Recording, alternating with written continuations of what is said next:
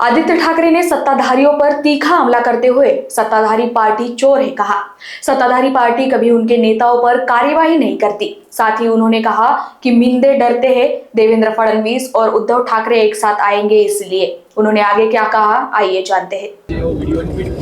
बिल्कुल, आज जो अंबादास दानवे जी ने वीडियो ट्वीट किया है उसमें एक विधायक है जो कैश के साथ दिखाई दे रहे हैं।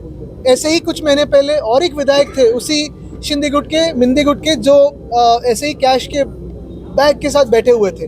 लेकिन सवाल यही है कि भाजपा जो खुद को पार्टी विद द डिफरेंस कहलाती है, भाजपा जो कहती है ना खाता हूँ ना खाने देता हूँ, इन्हीं सारे लोगों के बल पे अपनी सरकार मजबूत तरीके से बिठाई हुई है। तो क्या जवाब देगी वो देश को और लोगों को कि ऐसे सारे लोग, भ्रष्ट लोग लेके साथ सरकार चला रही है।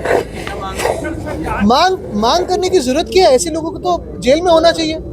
क्या कभी भी आपने देखा है लोकतंत्र में ऐसी बातें होते हुए? परसों भी जो आपने देखा होगा, एकनाथ शिंदे उतर रहे हेलीकॉप्टर से, 2 बड़ी बैगें लेके जा रहे हैं। क्या था उसमें? इतनी बड़ी बैग कपड़ों के लिए, आधे घंटे के प्रचार के लिए। रवींद्र चव्हाण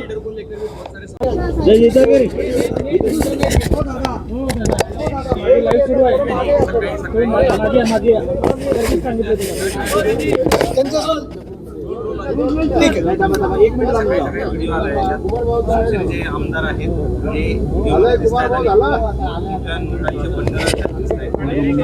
जे तुम्ही जसा उल्लेख करत आहेत ते शिवसेनेचे नाही तर गद्दार टोळीचे आमदार आहेत। शिवसेना ही एकच आहे आणि शिवसेनेच्याच नेत्यांनी तो व्हिडिओ ट्वीट केलेला आहे। शिवसेना उद्धव बाळासाहेब ठाकरे शिवसेना एकच आहे।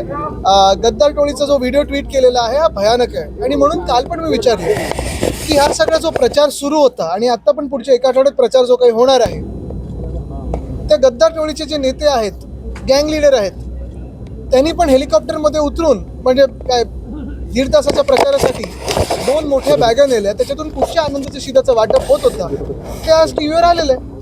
पण जसा ह्यांचा व्हिडिओ आला तसा छत्रपती संभाजीनगरमधले एक आमदार त्यांचा एक व्हिडिओ आला, अनेक अशा आमदारांचे व्हिडिओ आलेत। मग कोणाच्या जमिनीचं आलं असेल, कोणाच्या पैशाच्या नोटाचं आलं असेल, कोणाच्या दादागिरीचं आलं असेल, कोणी कोणाला मारतानाच आलं असेल। पण एकच प्रश्न आहे की जी भाजपा स्वतःला द पार्टी विथ डिफरन्स हे सांगायची, जी भाजपा सगळ्यांना सांगते की न खाता हूँ न खाने देता हूँ, न खाता हूँ न खाने देता हूँ, मग हे सगळे जे आजूबाजूला घेऊन फिरतात, तुम्ही सत्ताधारी म्हणून बसवलेले आहेत, अधिकाऱ्यांच्या डोक्यावर बसवलेले आहेत, जनतेच्या डोक्यावर बसवलेले आहेत, हे कुठच्या धोरणात येतात नक्की की तुम्ही ह्यांचं संरक्षण करता? का ह्यांच्यावर कारवाई होत नाही? काय नाटकं होत नाही? आणि कधीपर्यंत थांबणार तुम्ही? बरं, त्या 22 मध्ये ह्यांचं नाव आहे की नाही हे जरा ती 22 ची यादी काढून बघा। शिवरायांचा एक मराठी संपून घेऊ, आदित्यजी म्हणजे मराठी पूर्ण करू, संपून नाही पूर्ण करू। आदित्यजी विरोधी पक्षनेतेचा मुद्दा आहे, एक करतो। विरोधी पक्षनेतेचा मुद्दा जो आहे तो तापलेला आहे आणि सकाळीच एक बातमी आलेली होती नावाची चर्चा जी आहे ती आता आहे। विधान परिषदेसाठी अनिल परब आणि विधानसभेसाठी विजय वडेट्टीवार यांच्या नावाची चर्चा आलेली आहे।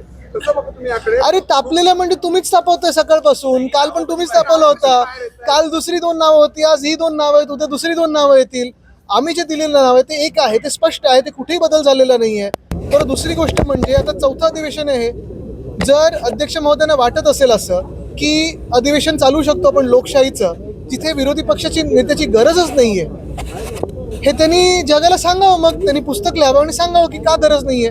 आणि एवढी भीती सरकारच्या मनात का आहे की विधान परिषदेत असेल किंवा विधानसभेत असेल, विरोधी पक्ष नेता नसावाच, एवढं बहुमत असून देखील एवढी भीती काय आहे त्यांच्या मनात? भाजपच्याच मतामधून माहिती येते की आपल्या ज्या विरोधी पक्ष नेत्यासाठी जे काही रुसवे-फुगवे चालले आणि चर्चा आणि बातमी पण सुरू आहे, सगळी रुसवे-फुगवे सरकारमध्ये आहेत आणि त्याच्याहून बाजूला बसवले त्यांच्यामध्ये। सूत्रांच्या माहितीनुसार बिल्कुल नहीं, हमने जो नाम दिया है वो किसी भी कोई बदल हुआ नहीं है। लेकिन ये जो अफवाहें फैलाई जा रही है वो इसीलिए फैलाई जा रही है क्योंकि जो फैला रहे हैं उनके मन में यही डर होता है कि अगर इस सत्र के दौरान उद्धव जी और देवेंद्र जी मिले तो वापस पिछले सत्र में जैसे उनके दिल की जो धड़कनें थी तेज हो रही थी मिंदे की, वो वैसे ही होती जाएगी। और जो लोकवाहिनी मीडिया के लिए विशाल बोमड़वार की रिपोर्ट, नागपुर।